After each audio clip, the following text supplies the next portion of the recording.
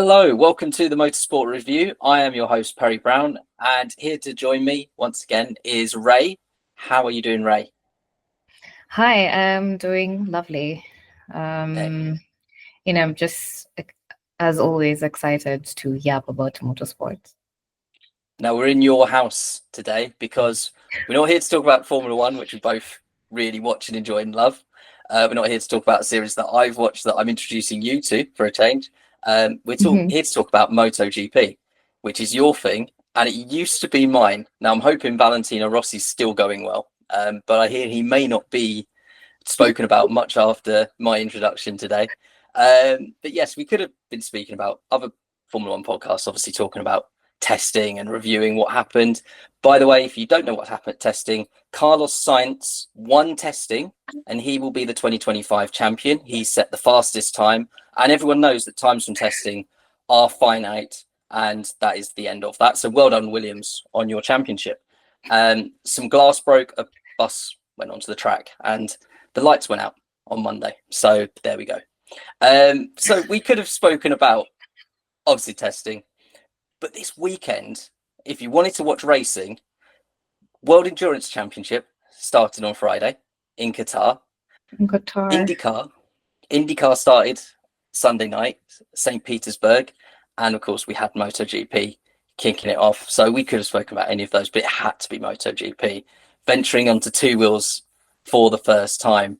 And yeah, the first thing to get into with this, I've got to ask you, how do you go about watching it? Do you pay to watch MotoGP? Wow. I do watch on ESPN, is what I will say. I do watch on ESPN, but like Formula One, they also have, a dedicated streaming service, their own.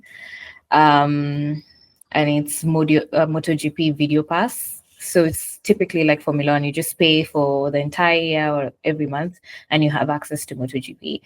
I think also Sky Sports does air MotoGP. I'm not really sure about others, like other streaming services, because again, MotoGP is also like really, really niche and it doesn't have a huge viewing fan base. So I don't really know how to watch MotoGP if you're in Asia, but if anybody knows, you can leave it down in the comments. Yeah, I only know about ESPN that covers basically America and Sky Sports for Europe and the actual streaming service MotoGP Video Pass. So I watch on ESPN. Okay, fantastic. So Yeah. that was my big intro to this, was that we in the UK, we don't have it on Sky F1, so I pay for Sky, and that's already quite expensive. I hear a lot from my wife that we're paying a lot every year for Sky, and I'm saying yes, please carry on. It's Formula One, it's my lifeblood, I need it. If I then turn around and say, oh, I also want to watch MotoGP, it's on TNT Sports over here, another £31 a month. So that didn't happen. So I didn't watch the sprint, qualifying, the race, any of it live or in the morning. So I was reduced to highlights, which was on Quest. Of all channels in the UK, was on Quest. And I just wanted to do a bit of an intro to this, that it was an hour-long program, and I thought they were going to get into everything that had happened during the off season, because I'm going to hand over to you in a minute. You're going to tell us all that happened, all the juicy gossip. Yes, someone has joined a red team, and we're not talking about Formula One, obviously, but there's been a lot of chatter going on. Now, the highlight show didn't introduce any of that. They just went straight into a 2-minute montage. Susie Perry going, "Oh, it's fast paced. It's the best thing on two wheels since last thing on two wheels." And then they went, and this was qualifying, a literal 5-minute montage for the sprint race, and then into the main one. So it felt like I was just dropped straight into the heart of MotoGP, which was a bit full on, it has to be said. But as I say, I'm going to hand over to you, and you're going to tell us all of the off-season goings-ons, because there was quite a few, wasn't there? Quite a few Yeah. stories. Also, before I go into that, I think the MotoGP Video Pass, if you can get it, it is technically supposed to be a bit cheaper.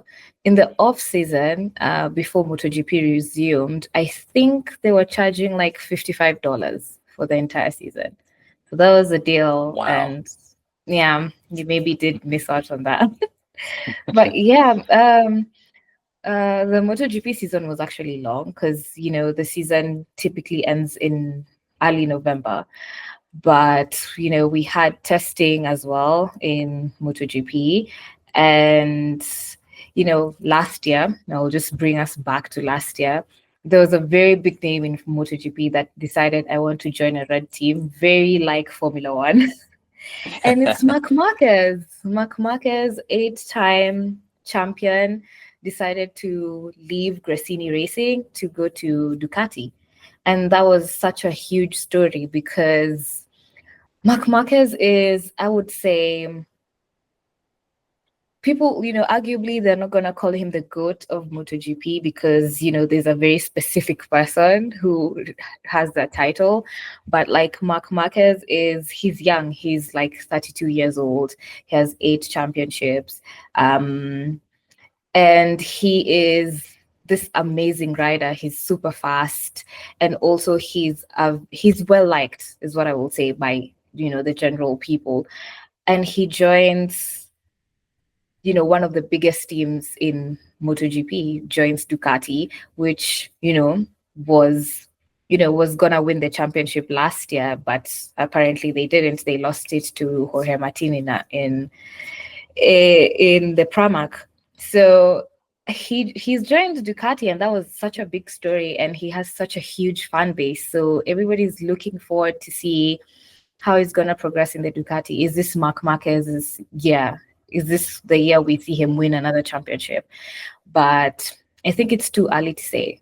So going into testing this year, Jorge Martin hurt himself.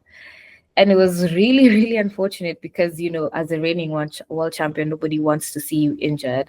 So he hurt himself and he was out in the first race. And I think he's going to be out in the next race as well while he recovers. Yeah, so MotoGP had a whole unveiling. I wouldn't say like Formula One at the O2, but almost something like that. They had it in Bangkok, which was a spectacular event. I would say MotoGP has such a huge fan base in Asia. The Asians love, watching MotoGP. They will go to all the races, and it's just a huge phenomenon in Asia. So they had their kind of, event in Bangkok before the season started. And now here we are, down, the first race down and the next one to go. It's very exciting. Yeah. Yes, it was a good event.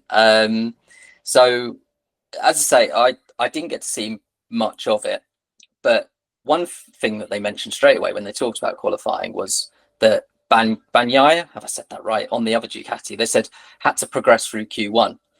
So I didn't know much of this, but then looked into it. So I really like this. So to give testing a bit of importance, the fastest people from the practice sessions on Friday get to skip the first part of qualifying, in effect, which I think, again, Formula One could probably pretty easily adapt if they wanted to. But I quite like that. Yeah. Also, for as compared to Formula One, they have more riders than we do have drivers in Formula One. But the schedule typically is, we have practice the way we'd have practice in Formula One. So practice 1, which is 45 minutes, and then practice 2, which is 60 minutes. So the top 10 riders in practice 2 make it, directly into Q2 in qualifying. And yeah, Francesco didn't make it into Q2, which was such a big story, but like there was context. He was blocked by someone, and he was blocked, and he got the person got a penalty. I can't really remember who blocked him. Was it Vinales or Bezeki. Yeah, it was Bezeki is the one who blocked Banaya, and he got a 3-place penalty on Sunday. So he was knocked out, but the thing is, the Ducatis are not using the factory Ducati is not using the 2025 engine. They're using the 2024 engine. So the thing is, we have two different teams. We have a factory team and a satellite team, which is basically the factory team. They use the latest engines, etc. But now the satellite teams, they use the year older engines as compared to the factory team. So now the advantage that Ducati would generally have is not there anymore. I mean, there's a difference in aerodynamics from team to team, but generally all the Ducati teams, satellite factory, they're all using the 2024 bikes. So that's why we saw Mark Marquez's brother, also dominating, in the sessions, in the practice sessions, and also in qualifying. He was giving Mark a run for his money. That was definitely the standout story, as you say, from last year. The Ducati was the bike to have. See, I know a little bit. I did keep up to date, but I just didn't particularly watch it. But Jorge Martin was on the satellite Ducati last year as well, and as you said, he went and beat the top Ducati team. That's like someone from, I was going to call them Toro Rosso, from what are they called now? Not AlphaTauri, Racing Bulls. Sorry, I forgot that awful name. I block it out. Visa Cash Up, Racing Bulls. Sorry, I've dishonored their whole intro at F1 75, and I've just forgotten their name. It's like a racing bull going and not just winning a race, but going and taking the championship to Red Bull and then going and beating them. And then, as you say, Jorge Martin basically saying, I want to drive for your top team. And they went, no, you're not having a seat at Ducati at Red Bull. So him going, okay, fine, I'm going to be a Mercedes driver. And he's gone to Aprilia. So I look forward to seeing when he joins the fray where he might be. But as I say, Ducati were the team to beat. And then they've not had the best sort of pre-season, all the riders saying we want the 2024 bike, as you mentioned. I saw today, I think it was that of the Ducati riders, Marc Marquez, Bagnaia, and I'm going to get his name horribly wrong, I'm sure, but Gianantonio, I believe it was him, on the Enduro VR46. Who's that guy? On the VR46 machine. They all had an updated engine. Now, it didn't say from what I saw whether it was an updated 2025 or an updated 2024, but they're still working on it. So, yeah, that Ducati dominance might just be coming to an end, and the other teams might be catching up, which we'll get onto when we get into the main race itself. But yeah, before that, we had the sprint race, and as I say, they very quickly washed over that on the highlights show that I watched. I don't know whether that means there was a lot going on or if that's going to be normal that they just treat it like that. But I think the main thing as Formula One fans is that they have a sprint race at every event on the calendar, and I think that's the right way to do it. What do you think on that? They brought it in after Formula One, and they said we're going to do it across the calendar. What's my take on sprint races? I would say, with the two-wheel racing, it's very unpredictable. So there's a high chance of someone, doing something, so crashing into somebody else. So there's a lot of unpredictability. I don't feel like it's the same way with Formula One. So with Formula One, I would love to see sprint races in every single Grand Prix, but now I think I would like to see it in like a reverse kind of grid order, because if you're doing sprint races, it's the same 2-3 cars that are always on pole. So it's the same cars that get advantaged during the race that are getting an advantage during the sprint. And it's just not really, I would say it's a waste of time for back marker teams. Is all I would say. It's not a back marker team is not going to come and overtake, a car in P5. So maybe a reverse grid order would work for Formula One, but right now the sprint does work for MotoGP. Again, the circuits are, due to the nature of the bike being smaller than a Formula One car, so there can be more, racing and competition on the track. So I do love sprint races. It's just 30 minutes. See if your rider, if you're supporting a rider who's gunning for the championship, see if your rider makes it into turn one alive, finishes the race, because we've seen so many riders crash out in 2 laps, like a few sectors to go to the checkered flag, and your rider is down. So it's very interesting, I would say, to watch as compared to, the typical Formula One sprint. Yeah, I'd agree with that fully. In Formula One, it kind of just gives us a hint at what the teams are going to be doing strategy wise, how the first stint of the race is going to go, whether the tire is going to hold on. Get to MotoGP and it is a race. They're actually swapping positions, because that's one of the big standout things for me in MotoGP, is that they can overtake. And coming to the main event, the main Grand Prix now, there was a reason we'll get onto in a second, but Marc Marquez basically had to drop to second place, follow Alex Marquez for a significant amount of time. And in Formula One, you just couldn't imagine that happening, because you give someone track position. Track position is key in Formula One. You just have to. Absolutely.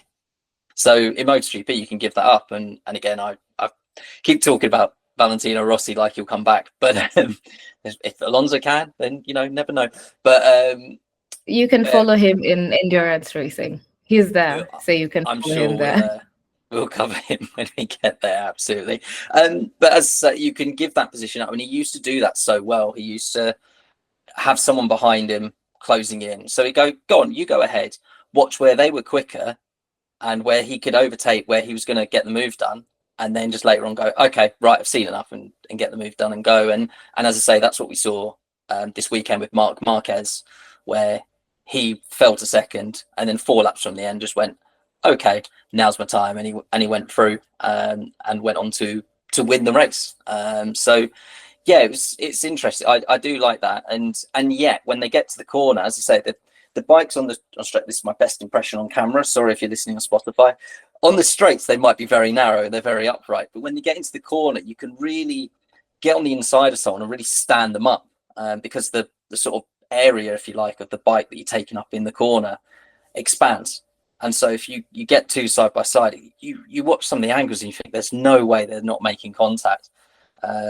It's brilliant to watch. And when they sort of throw it up the inside and they're sliding on all I was going to say all 4 tires, then they're sliding on both tires, front and rear. It's a brilliant thing to watch, and they're going at it, as you say, from start to finish. So having a sprint race is just extra action. For Marc Marquez, actually, the reason why he dropped back as compared to his brother was because of tire pressure. So tire pressure is a huge thing here in MotoGP. So you need to maintain your tire pressure. If you get too high, there's a possibility of you crashing out of the race. So he had to fall back for a while so he could, maintain his tire pressure. The same thing that happened to Pecco, who seemed to be catching, the duo, but had to drop back, because the closer you're getting to, the faster you're riding, the closer you're getting to someone, your tire pressure increases. So had to drop back for a bit, but he was able to overtake, Alex on the track. But it was also quite, I saw that move and I was like, what is happening here? Why? But I was like, maybe it could be something, probably is something.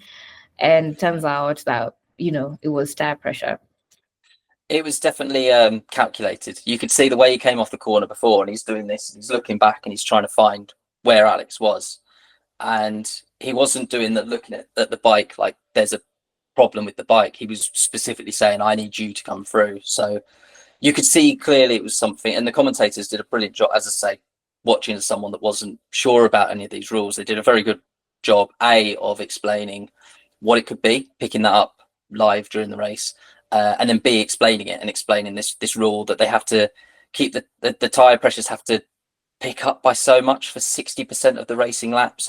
I can't remember, if I'm honest, but there was this 60% they kept picking up on, and said that it will have sensors and it will have readouts on his bike that's telling him he needs to drop back. And one of the things I wanted to get to that I thought of as well was all the aero. Again, I've sort of joked about how long ago it was that I was watching that. Yes, Valentino Rossi was still racing, but the bikes have just exploded into this new sort of aero era, and that might have happened like 5 years ago. But my God, watching these bikes, and they've got rear wings and things on them.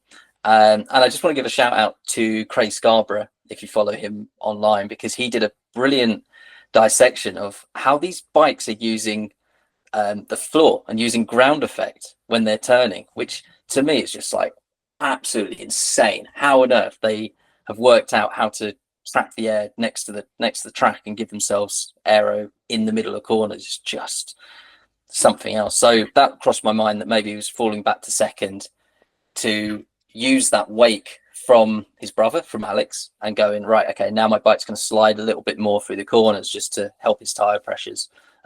So yeah, the aero side of it, then, as you say, Ducati using the 2024 bike, so they're using the 2024 aero. Has there been much development? Do you follow that sort of side of things, both MotoGP and Formula One? I guess that counts for. I haven't really seen any technical updates in that manner from the MotoGP side, because the news about Ducati using the 2024 engine, I had it from Ducati themselves saying that the 2025 engine wasn't ready, and that's why they chose to go back to the 2024 engine. But in terms of aero, I think they might be using the 2025 package. It's just the engine that's not the 2025 package. Okay, so yeah, it's a side of Formula One that's always really interested me. From a 14-year-old boy, I think it was, I wanted to be an aerodynamicist, and fell slightly short, but was always really interested in the wings, especially that sort of era of Formula One, a little bit before your time, but it's when the cars just sprouted anything and everything all the times. And it's kind of feels like that's what's happening in MotoGP, but it's obviously really important that they get on top of that, and it's really affecting the bikes. And where I wanted to take that was to Honda, who again I feel or read that they were having struggles in this side last year, and where people like I believe Mark Marquez was on a satellite Honda last year. He's always been with Honda before, and he's sort of struggling with it. And we saw Johan Mir. Again, I've probably butchered his name. I'm so sorry.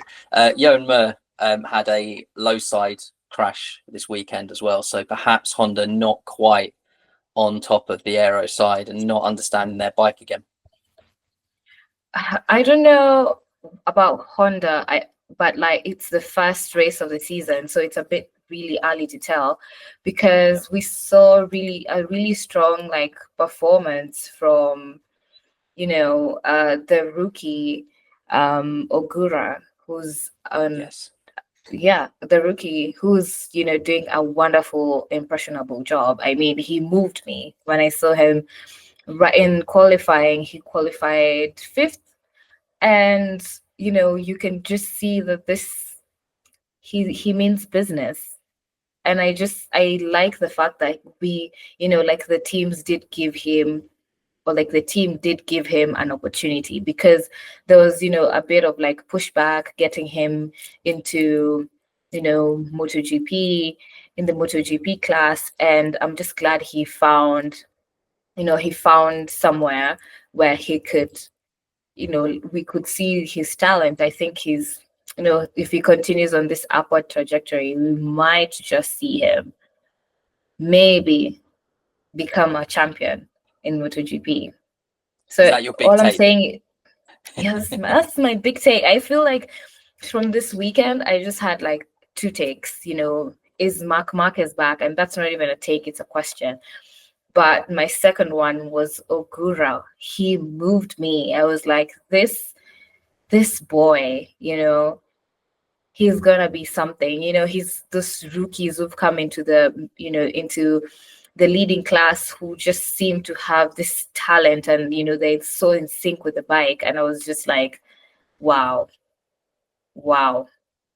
Yeah. Yes, he's on he's racing for Trackhouse now. When we did our Daytona review, and I put up on threads and said who supporting what team, Trackhouse were a very popular team. So perhaps because of MotoGP, perhaps because of Agura, I'm not sure. Maybe just they're just popular in a completely separate entity. But yeah, he's racing on an Aprilia, and as we've discussed, the Ducati is the bike to be on. But his performance on an Aprilia, it's got eyes looking at him straight away. I believe, as you say, he's a rookie. This was his first MotoGP race, and he was already up there mixing it and trying to be like the head of the non-Ducatis. But also it gives Jorge Martin, as they were said on commentary, watching from home, hope and belief that when he finally does get to make his Aprilia debut, that he's going to be there or thereabouts. But that's one of the big questions going forward this year, I think. If that's the level, that Agura's at on the Aprilia, can it be bettered? Is Jorge Martin that step above, or will they be neck and neck fighting for best of the rest? Yeah, and for me, it was a bit concerning, because we saw like someone like Bezecchi, who's in the factory Aprilia, not being able to extract as much performance as someone in a satellite Aprilia with Trackhouse. So it's a bit hard to tell where Jorge Martin is going to come back in, like the space is going to come back in. But I would say he's up by maybe 2/10 on maybe his teammates' time. So he should be right in the mix with the Ducatis.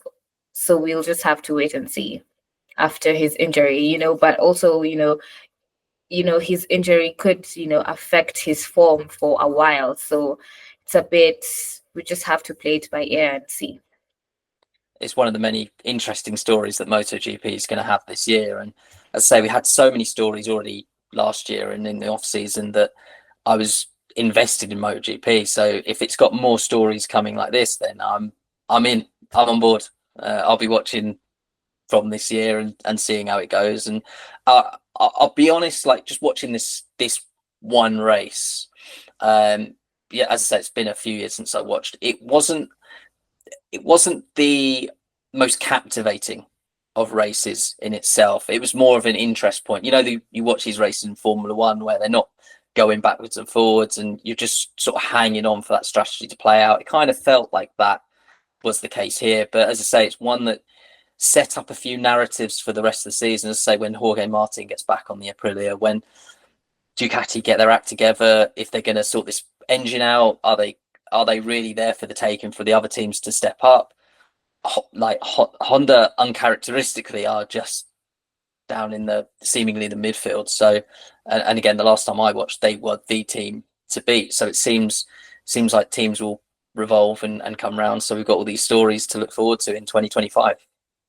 Yeah, but just like Formula One, every new era of regulations has their own, their own team of dominance. So now we're seeing Ducati dominance. There's going to be another, era of, different regulations in 2027. So we don't know if we'll see Aprilia, be the dominating team, or Ducati or Honda. So we just have to see.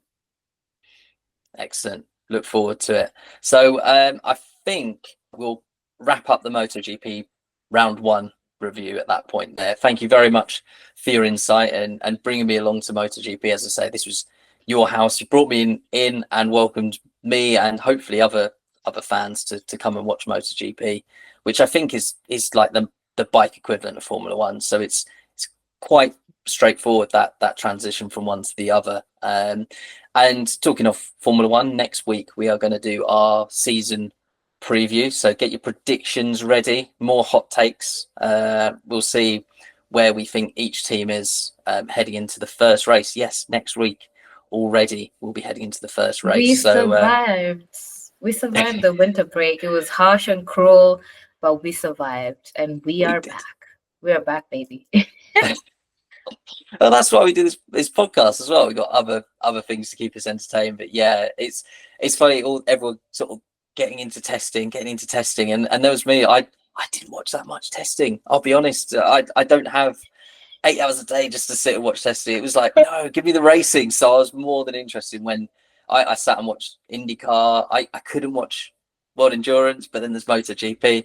I mean, the fact the season's starting next week and my wife is already feeling the pinch of the off season and thinking, oh God, is it already back on our screens? But yes, next week, season preview. Where do we think each of the teams are, and some predictions. But for now, Ray, thank you very much for joining me for discussing MotoGP. Lovely to have you on as always. A pleasure. And I will speak to you next week. Thank you very much for listening at home and hope you enjoyed this episode of the Motorsport Review. Good night.